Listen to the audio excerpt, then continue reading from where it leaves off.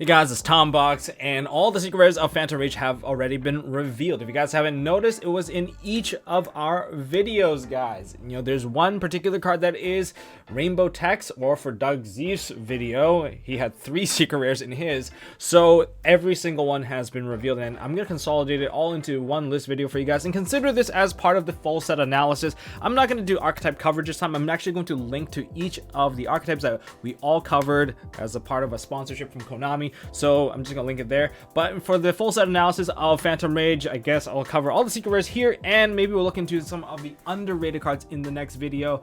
And in maybe a video coming up this week, we'll talk about the next upcoming giveaway, my personal giveaway, which should be the triple drop list one. So stay tuned for that, and it's gonna be in a fun video, so I hope you guys enjoy it. Spent a lot of time working on that one. So without further ado, make sure you guys hit that like button, hit subscribe, ding the notification bell, and let's jump right into it. To kick off this list, we have PHRA 003, the Phantom Knights of Torn Scale.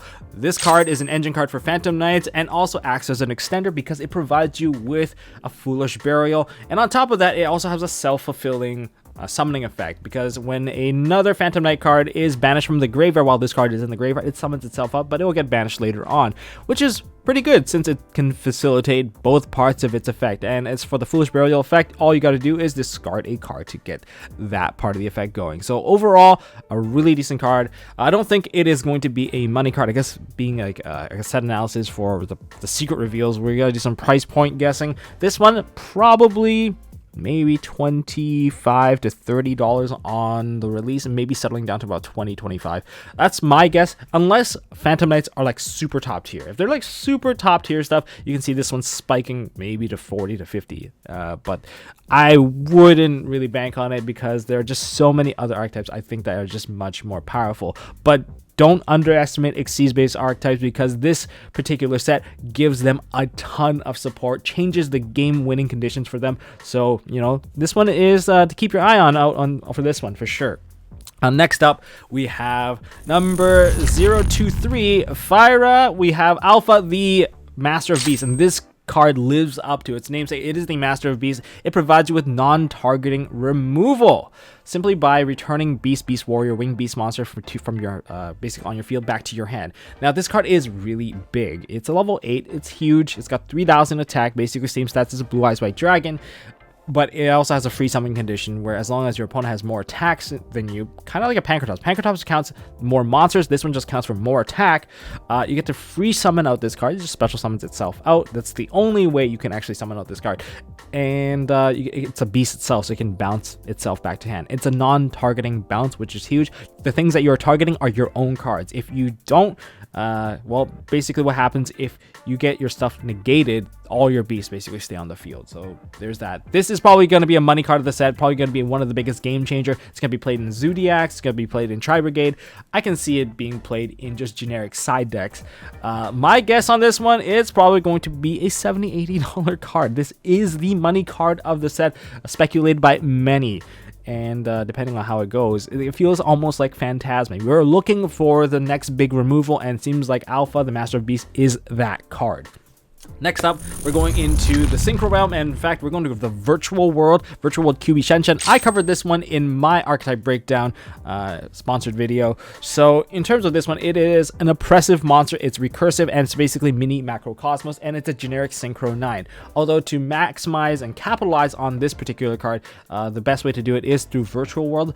But even if you don't play Virtual World, because of its activation condition for the recursiveness is not exactly archetype specific, you can use this basically in any deck and basically suppress people out of the field, basically giving access to anyone that can synchro into a level 9 a Macrocosmos. It's mini Macrocosmos because stuff from hand and deck still go to the graveyard, but anything on the field, any try to combo deck, Dragon Link, if they're trying to build their board, even against like Sky Striker, they're gonna be like, I hate this card so much because everything's getting banished, spells don't land in the graveyard, it won't matter. I'm sorry, Ryan Yu, but your days of Sky Strikers are going to be over with this card looming about.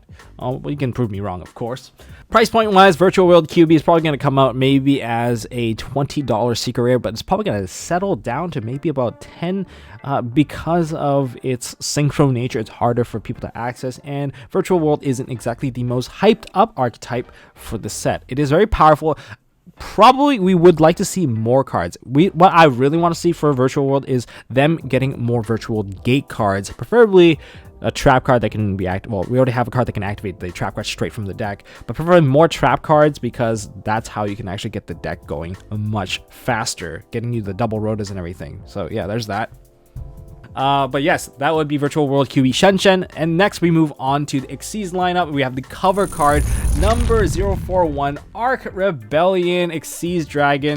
This is the new boss for Raider's Wing. This is going to be an exciting monster for anyone that's going to be playing Xyz based deck, especially if you can rank up magic into this one or use Raider's Wing to actually free summon and just overlay on top of it, which is great. First of all, it offers mass board negation. This is a game ender for Xyz based decks because it basically absorbs all the attack and you can finish someone off basically much like a Grand Maju Deiza, and it cannot be destroyed by card effects, which makes the activation of this card fairly safe. Unless you're facing off against a Mechaba, I wouldn't recommend it. Bait out Mechaba first, please, or else you're going to get banished. You're not protected from banish, but you are protected from destruction, which makes it a true force to be reckoned with. And just in case, like if anything, if your opponent went with a Dragoon play and if you can somehow bait it into bait a card and then make Raider's Wing, maybe you'll get pretty lucky into making Arc Rebellion Xyz. As for Arc Rebellion Xyz Dragon's price point on Pun Drop, it's probably going to be...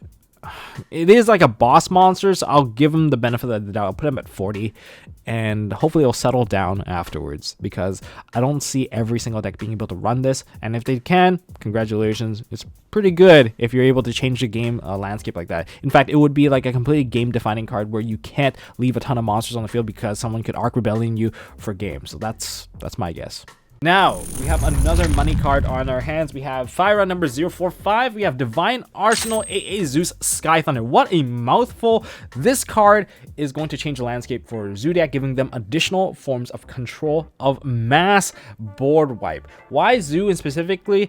Well, it's actually Zoo and Virtual World. I think those are the two easiest archetype to get access to this card, but all it requires for the summoning condition is that you swing, right? You have to attack with an Xyz monster, and then you can overlay any Xyz monster with this card. The mass board wipe is sending base, so it doesn't really target anything, and it is also a quick effect, but it does send everything, much like a Judgment Dragon, but it'll leave itself back on the field, and it can also recuperate additional material. That's the benefit of this particular monster, so it's actually really good, and it's 3000 base, so you can turn some of your weaker monsters into this big monster, and even Dante can actually go into this one. So BA, you can look at Virtual World, you can look at Zodiac. These are probably the archetypes that you're going to see going into Divine Arsenal AA Zeus Sky Thunder. As for Divine Arsenal AA Zeus, this one is going to be very popular. I would say it's about like a $50 mark on the drop, and maybe settling down. I'm actually gonna think it's gonna settle down to about maybe 50, because considering all the archetypes I've mentioned, most of them are technically in more of the rogue-ish side, so there's that. And because if it's on the roguish side, I can see that, you know, people aren't exactly willing to drop the money for it. Now, before we continue, make sure you guys hit like, hit subscribe. Are you guys excited about this set? And in tomorrow's video, we're probably going to announce the round 2 giveaways, and round 1 giveaway winner goes to, let me just dig this one out. We have Maten Pakzad from Germany, who actually won this one. Congratulations. Among like 4,000 something entries, you managed to get yourself a playset. So yeah, hopefully that's going to arrive to your door fairly soon, hopefully within like a week or two. So next round giveaway is going to be the very expensive triple droplets. Hopefully you guys are looking forward to that. It's going to be announced in the next video. So lucky for you guys who actually came to this video, you'll know because I'm not going to put it in the title. Now let's move on to the remaining 5 secret rares of the set.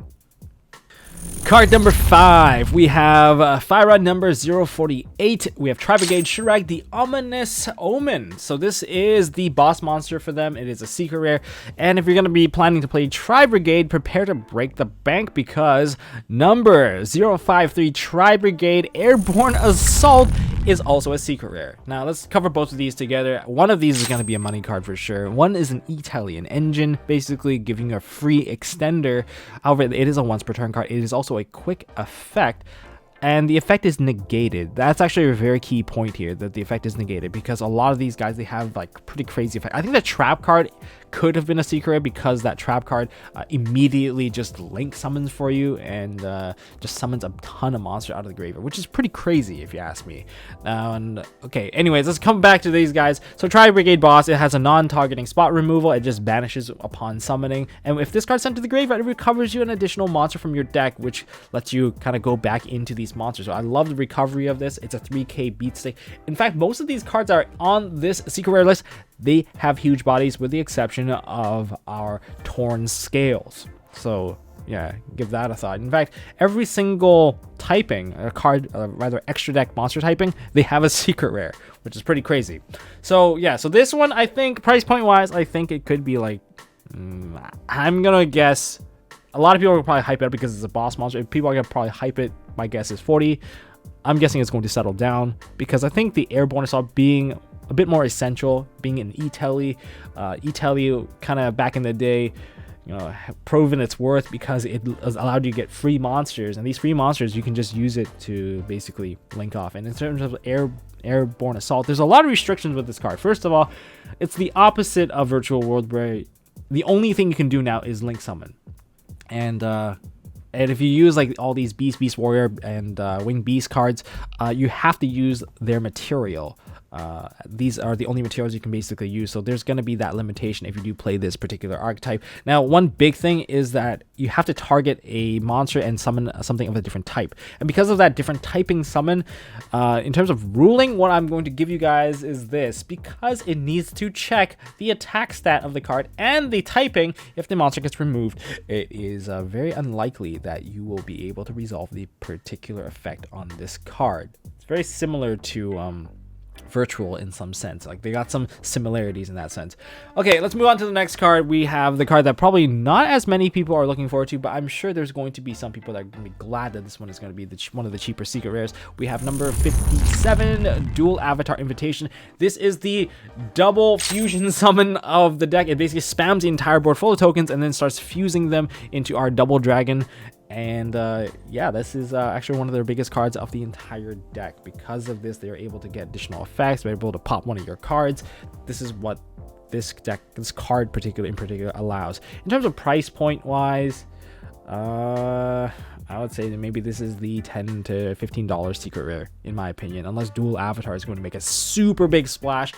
If it makes a super big splash, this is going to be super expensive because it's the only way you can actually play the deck. Without this card, there is no Dual Avatar, in my opinion. That's just how it is. Next, we have a trap card, and probably the card that some people want to pull, but you know, it's a nice pull if you get it, but it's probably not the card that you're seeking after. We have number 78, Warning Point. This is a trap card. It's just a less restriction, no material. That's all it is. Like, you don't have to, like, you know, have no card you control has to be like the first thing you play. No, you can just use it whenever. That's what this card is. It just locks people out. You know, for skipping combo decks turns, this is pretty effective, especially if you leave one monster that they have to link away and you leave it on the field. Yes, they're going to feel the pain. They're going to feel the turn skip, just like as if they got hit by a no material. That's just how it is. Did I miss the price point for Airborne Assault? I'm gonna guess Airborne Assault is going to be like, maybe I can reverse it. Maybe it's actually the Tri-Brigade Shureg that's going to be the big one, and this one maybe like a $20, $30 one. That's just my guess. Okay, back to Warning Point. This is probably going to be like a $10 secret rare, perhaps. It's no material. I guess it's kind of good. And finally, we have Fire number 91, Mutant Ultimus. This is their Omni Negator, which functions much like an Ultimate Providence. It's an easy fusion because I've seen the fusion card, and the fusion, basically if your opponent activates the card effect, it almost functions like a Shaddoll fusion, where you get to use your deck and you get to use your graveyard to fusion this. Now this one requires 3 materials, unlike the other fusion, which would be a little bit easier, which we can just activate right away. But this one offers you an Omni Negate by sending the matching type to the graveyard. So this is almost like a Herald. It's a Herald, but you have to pay the correct cost. But you don't have to send from hand. You can actually send stuff from the field as well. Most of the Mutant cards, they stick on the field. The spells, they stick on the field. They've got a lot of good cards. They've got a ton of monsters. They have a lot of searching effects, and they have a lot of recovery from banish, which makes this card potentially a pretty good card. It's really hard to actually guess the price point on this particular card, simply because I really don't know how good it is going to be. I mean, most of the monsters, they're level 8 in terms of the ones that actually offer negate, but then you have level 2 and level 3, which are psychics, which lets you e-tele, that also fetches these cards. It kind of makes me want to play trade in some sense, so you can just draw into more cards. And you also have the field spell that lets you kind of mulligan away. I really don't know how this one's going to go, but I see that it has a lot of potential and a lot of speed, simply because they can e-tele out their monster. That's one thing. And most of their cards have search capabilities and recover abilities. And like the spells and traps aren't slackers either. So that's my rundown for all the secret reveal. That is all the secrets in this particular set. So if you guys have anything you guys want to add, you guys want to see the hype one coming up, make sure you guys smash the thumbs up button, hit subscribe, ding notification bell. Now, for one thing here, there's going to be that giveaway probably be announced for tomorrow. Hopefully you guys don't miss out on that. You know, you guys definitely don't want to miss out on the big one, for sure. I think the triple droplets would be the big one. I think it's bigger than the boxes, but the other ones, there's just more giveaways for most people. And in fact, there's actually a ton of giveaways coming up. They just keep giving me stuff to give away these days. So you know what? I'll see you guys around. I gotta deal with shipping all the coins out now. So I'll see you guys very soon, and thanks for watching.